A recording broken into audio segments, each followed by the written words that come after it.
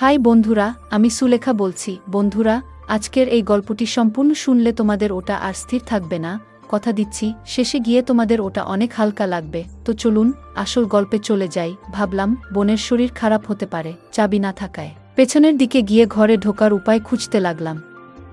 পেছনের রান্নাঘরের জানালা খোলা দেখে একটু স্বস্তি পেলাম। জানালা দিয়ে ঢুকে পড়লাম আর বুঝতে পারলাম বোনের ঘর থেকে কিছু অদ্ভুত আওয়াজ আসছে। দরজা সামান্য খোলা ছিল, তাকিয়ে যা দেখলাম তা দেখা উচিত ছিল না। ফিরে যেতে চাইলাম, কারণ যদি তারা জানে যে আমি এভাবে ঢুকে পড়েছি তবে তারা বিব্রত হবে। তাই আমি ভাবলাম কিছুক্ষণ বাইরে কাটিয়ে আসি। যে কোনো রেস্টুরেন্টে গিয়ে 2-3 ঘন্টা অপেক্ষা করলাম, যাতে তারা তাদের মুহূর্তগুলো উপভোগ করতে পারে। আমার বোন দেখতে অনেক সুন্দর, শরীরের গঠন ছিল অনেক আকর্ষণীয়, যে কেউ তাকে দেখলে শুধু চেয়েই থাকে। বিয়ের পরেও মনে হচ্ছে সে আরও বেশি আকর্ষণীয় ও সুন্দর হয়েছে। আমার গল্পগুলো তোমরা শুনো, কিন্তু সাবস্ক্রাইব করো না। দয়া করে গল্পগুলো ভালো লাগলে ভিডিওটি লাইক, শেয়ার এবং চ্যানেলটি সাবস্ক্রাইব করো প্লিজ। 5 মাস চাকরি করার পর আমি বদলি হয়ে আমার বোন এবং দুলাভাইয়ের কাছে গেলাম। তাদের সঙ্গে দেখা করে আমি খুব খুশি হয়েছিলাম। দুলাভাইয়ের সঙ্গে আমার বন্ধুত্বপূর্ণ সম্পর্ক ছিল এবং বোনের সঙ্গে ভালো সময় কাটত। 3-4 দিনের মধ্যে সব জিনিসপত্র নিয়ে ওদের কাছে চলে এলাম। এরপর আমাকে একটি মিটিংয়ের জন্য অন্য শহরে যেতে হলো। কিছু জিনিসপত্র নিয়ে রওনা দিলাম এবং বোনকে জানালাম যে 4 দিন পর ফিরে আসব। যখন ফ্লাইটে উঠতে যাচ্ছিলাম, আমার বস জানালেন যে বিদেশি ক্লায়েন্টরা খারাপ আবহাওয়ার কারণে তাদের ফ্লাইট বাতিল করেছে। ফলে মিটিংও বাতিল হয়ে গেছে। বাড়ি ফিরে দেখি দরজা ভেতর থেকে বন্ধ। অনেকক্ষণ বেল বাজালাম, কিন্তু কেউ দরজা খুলল না। মনে হলো কিছু একটা সমস্যা হয়েছে। দরজা খোলার চেষ্টা করতে থাকলাম। আমি দরজায় টোকা দিতে থাকলাম, কিন্তু কেউ খুলছে না। একটু চিন্তিত হলাম, কারণ আমার বোন হয়তো একাই ছিল, আর জামাইও প্রায়ই কাজে বাইরে থাকে। ছেলেমেয়েরা হয়তো স্কুলে। ভাবলাম বোনের শরীর খারাপ হতে পারে। চাবি না থাকায় পেছনের দিকে গিয়ে ঘরে ঢোকার উপায় খুঁজতে লাগলাম। পেছনে রান্নাঘরের জানালা খোলা দেখে একটু স্বস্তি পেলাম। জানালা দিয়ে ঢুকে পড়লাম। ভেতরে ঢুকে টেবিলে কিছু দেখতে পেলাম না, আর বোনের ঘর থেকে কিছু অদ্ভুত আওয়াজ আসছে। দরজা সামান্য খোলা ছিল, তাকিয়ে যা দেখলাম তা দেখা উচিত ছিল না। ফিরে যেতে চাইলাম, কারণ যদি তারা জানে যে আমি এভাবে ঢুকে পড়েছি তবে তারা বিব্রত হবে। তাই আমি ভাবলাম কিছুক্ষণ বাইরে কাটিয়ে আসি। যে কোনো রেস্টুরেন্টে গিয়ে 2-3 ঘন্টা অপেক্ষা করলাম, যাতে তারা তাদের মুহূর্তগুলো উপভোগ করতে পারে। এগুলো ভাবতে ভাবতে একটি বিখ্যাত হোটেলে পৌঁছালাম। সেখানে হঠাৎ দেখি আমার জামাই কিছু লোকের সঙ্গে বেরিয়ে আসছেন। তাকে দেখে আমি অবাক হলাম। তিনি আমাকে দেখে বললেন, তুমি এখানে কি করছো? আমি বললাম, মিটিং বাতিল হয়ে গেছে। কিন্তু আপনি এখানে কি করছেন? তিনি বললেন, আমি সকালে এখানে মিটিং করতে এসেছিলাম। এখন মিটিং শেষ হয়েছে, তাই অফিসে ফিরে যাচ্ছি। কিন্তু তোমার মিটিং বাতিল হয়েছে, তুমি বাড়ি ফিরে যাওনি কেন? আমি চিন্তায় পড়ে গেলাম, কারণ আমার দেখা মানুষটা জামাই ছিলেন না, অন্য কেউ ছিল। মাথায় নানা প্রশ্ন ঘুরছিল। হঠাৎ আমার জামাই আমাকে জাগিয়ে বললেন, তুমি কি ভাবছো? আমি বললাম, কিছু না। দুলাভাই বললেন, তুমি বাড়ি ফিরে যাও। আমি কিছু বুঝতে পারছিলাম না। কি বলবো ভাবলাম। আমি এখানে কিভাবে এসেছি তা বলবো না। সেদিনেই তার ফেরার কোনো সম্ভাবনা নেই, কিন্তু আমি কেন এসব জিজ্ঞেস করছি সেটাও বললাম না। শুধু বললাম, এমনি জিজ্ঞেস করলাম। খাবার খেয়ে চুপচাপ আমার রুমে বসে রইলাম, কিন্তু মনে বারবার সেই দৃশ্যই ঘুরছিল। ভাবছি, বোনকে জিজ্ঞেস করা উচিত কেন সে নিজের হাতে গড়া সংসার নষ্ট করতে চাইছে। সে তো এত ভালো, স্বামীর প্রতি এত সম্মান, কোনো কিছুর অভাব হতে দেয় না, তাহলে কেন তাকে এভাবে ঠকাচ্ছে? কিন্তু আমি কিছু জিজ্ঞেস করতে পারিনি, কারণ পুরোপুরি নিশ্চিত নই কতটুকু সত্য বুঝতে পারছি না। তখন থেকে বোনের প্রতি নজর দিতে শুরু করলাম। লক্ষ্য করলাম রাতের সবাই ঘুমিয়ে পড়লে সে বারান্দায় গিয়ে কারো সাথে ফোনে কথা বলে। এতে নিশ্চিত হলাম তার জীবনে অন্য কেউ আছে। আমার বস আমাকে জরুরি মিটিংয়ের জন্য একটি বড় হোটেলে পাঠিয়েছিলেন। মিটিং শেষ করে বেরোতে যাচ্ছিলাম, তখন দেখি বোন রিসেপশনে দাঁড়িয়ে আছে। সে লুকিয়ে একটি রুমে ঢুকে গেল। আমি নিচে অপেক্ষা করতে লাগলাম। প্রায় 2 ঘন্টা পর সেই রুম থেকে একজন লোক বের হলো। তাকে আগে কখনো দেখিনি। লোকটা চলে যাওয়ার পর বোনও হোটেলের বাইরে দাঁড়িয়ে রইল। কিছুক্ষণ পর একটা ট্যাক্সি এলো, আর বোন তাতে উঠে চলে গেল। আমিও আরেকটা ট্যাক্সি ডেকে তার ট্যাক্সিকে অনুসরণ করতে বললাম। মনে হলো বোন বাড়ি যাচ্ছে। বোনের ট্যাক্সি এগিয়ে যাচ্ছিল, আর আমি লুকিয়ে পিছু নিলাম। ট্যাক্সি এক হোটেলের সামনে গিয়ে থামল। বোন লিফট দিয়ে একটি রুমে ঢুকলো এবং প্রায় 2-3 ঘন্টা পর বেরিয়ে এলো। তাকে দেখে হতবাক হলাম, কারণ তার সঙ্গে ছিল আমার বড় ভাই সুমন। বোন এবং ভাই কেন হোটেলের রুমে দেখা করছিল বুঝতে পারছিলাম না। তারা আলাদা ট্যাক্সি নিয়ে চলে গেল, আর আমি ভাবতে লাগলাম, এতগুলো পুরুষের সাথে বোনের সম্পর্ক কি? আমি কখনো বোনের চরিত্র নিয়ে সন্দেহ করিনি, কিন্তু আজ যা দেখলাম তা আমাকে ভাবিয়ে তুল। বোনকে জিজ্ঞেস করলাম, কেন এত মন খারাপ? সে বলল, বাসায় একঘেয়ে লাগে। তুমি কাজে আর বাচ্চারা স্কুলে, তোমাদের কারো কাছে আমার জন্য সময় নেই। একদিনের জন্য ছুটি নাও, আমরা সবাই মিলে কোথাও যাই।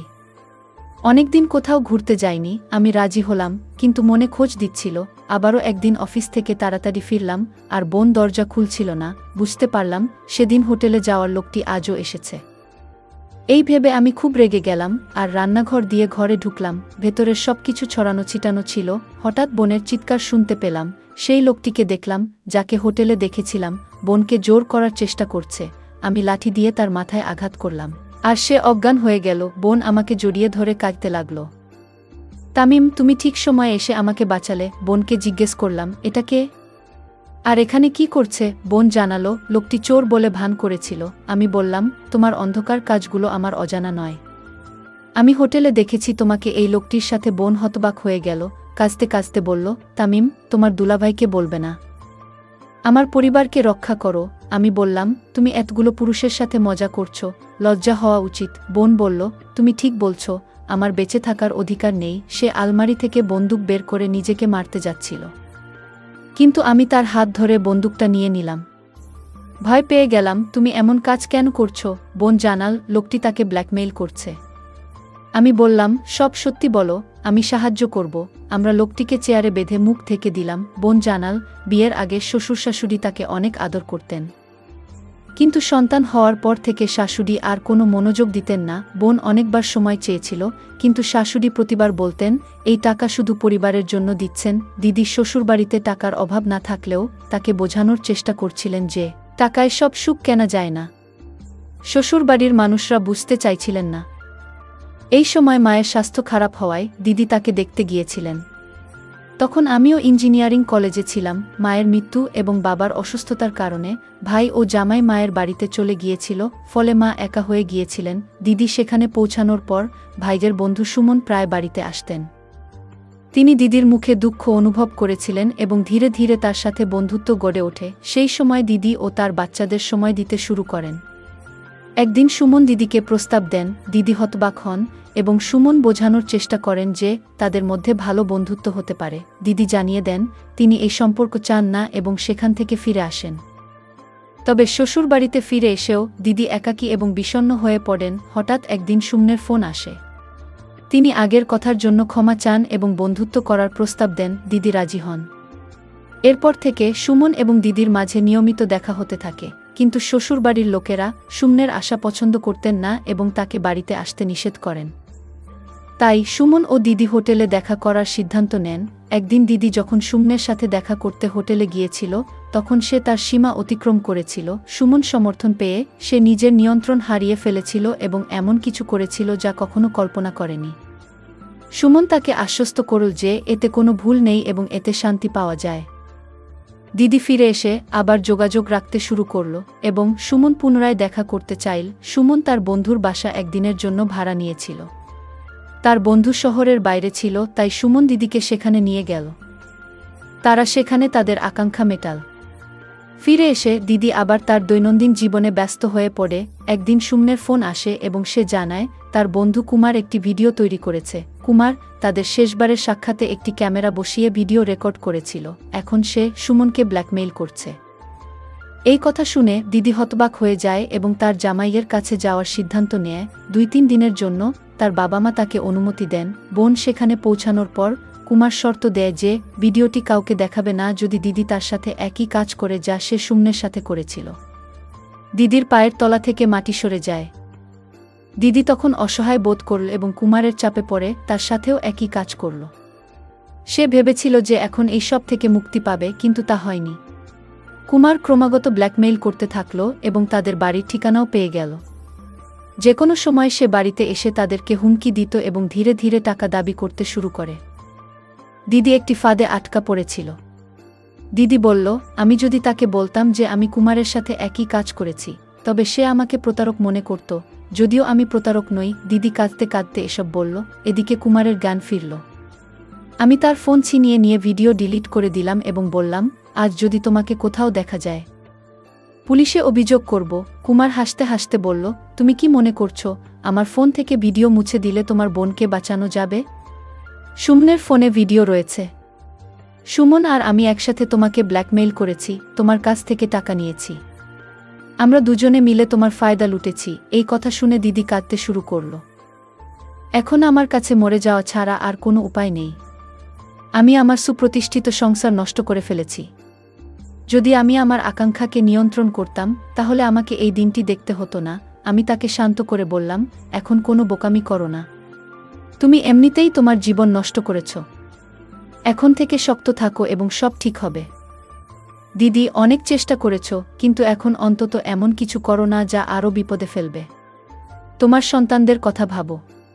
তাদের কি হবে যদি তোমার কিছু ঘটে? সে কাঁদতে কাঁদতে বলল, আমার কাছে মরণ ছাড়া আর কোনো উপায় নেই। আমি তাকে বললাম, চিন্তা করো না, একটু শান্ত হও।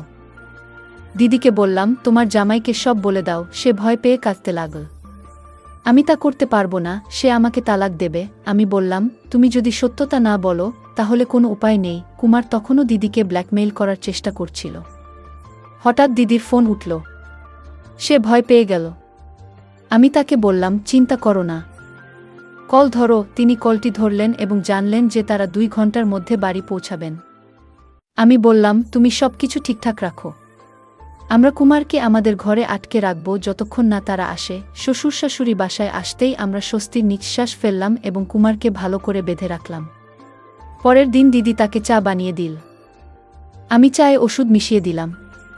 সে চা পান করার সাথে সাথে জ্ঞান হারাতে শুরু করল।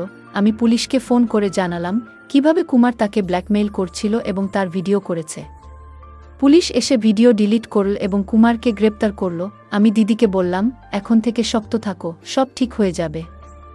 এরপর এসব ঘটনা সবার কাছ থেকে লুকিয়ে রেখেছি, কারণ এসব জানলে আমার বোনের জীবনটা আরও নষ্ট হয়ে যেত। তাই পরে আদালতের সব কাজ আমি করেছি। আমার বোনকে আর এসবে নিয়ে আসিনি, তাদেরকে আমি কঠিন শাস্তি দিয়েছি। বোন আমাকে অনেক ধন্যবাদ দিল, কারণ আমার জন্যই বাড়িটি ধ্বংস থেকে রক্ষা পেল। সে প্রতিশ্রুতি দিয়েছিল যে এবার থেকে সে শুধু তার সন্তানদের দিকে মনোনিবেশ করবে। গল্পটা কেমন লাগলো জানাতে ভুলবে না। আরও মজার মজার রোমান্টিক গল্প শুনতে চাইলে ভিডিওটি লাইক, শেয়ার এবং চ্যানেলটি সাবস্ক্রাইব করতে এবং বেল আইকনটি টিপতে ভুলবে না। ধন্যবাদ।